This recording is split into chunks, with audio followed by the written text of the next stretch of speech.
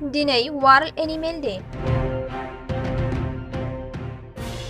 World animal day नि खाबुआव ग्रेटार मानास conservation and tourism development ससाइटिनि आफादगिरि बुबुलनाथनि बुहुमनि गासै थागिरिफोरनिसिम खावलायनाय।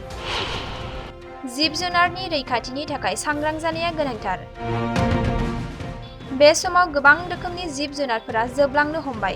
संरैखाथिनि अभाब जानायनि जाहोनाव जोबलांनो हमदों जिब-जुनारफोरा।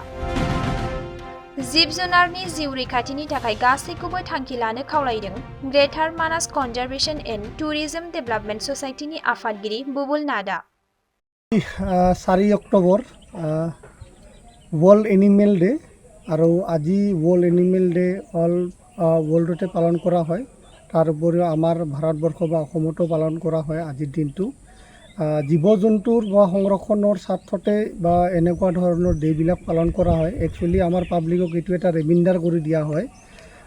আমি বা জীৱ-জন্তু সংৰক্ষণ এইকাৰণে কৰিব লাগে বা বিলুপ্তপ্ৰায় বহুতকেইটা জীৱ-জন্তু আছে আৰু আমি ভাৰতবৰ্ষৰ বহুতকেইটা প্ৰাণী ইতিমধ্যে বিলুপ্তি হৈ গৈছে আৰু মই আশা কৰোঁ এই ক্ষেত্ৰত মানে সংৰক্ষণ কৰাৰ আমাৰ প্ৰতিজন ভাৰতীয় নাগৰিকৰ কৰ্তব্য আৰু এনেকুৱা কোনো ডে'ৰ প্ৰয়োজন নাই। আমি বা যদি সংৰক্ষণ কৰাৰ আমি নিজৰ এটা দায়িত্ব বুলি ভাবোঁ, মই আশা কৰোঁ আৰু প্ৰতিজন ভাৰতীয় কোনো ডে' নহয়, এনেই উইলিংলি আমি সংৰক্ষণৰ কাৰণে সমাজ বা ছাত্ৰ সমাজ যদি ৱাইল্ড লাইফ প্ৰটেক্টেড এৰিয়াৰ আমি গাঁতে গাঁৱৰ মাজত এটা সজাগতা বৃদ্ধিৰে কাম কৰিব লাগিব।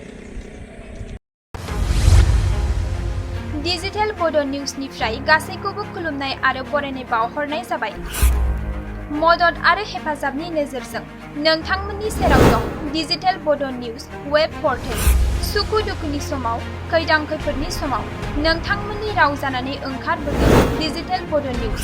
खौरां दैथायहरनो आरो जोंजों थोंजोङै फोनांजाबनो थाखाय जानबुं दं 6901559919।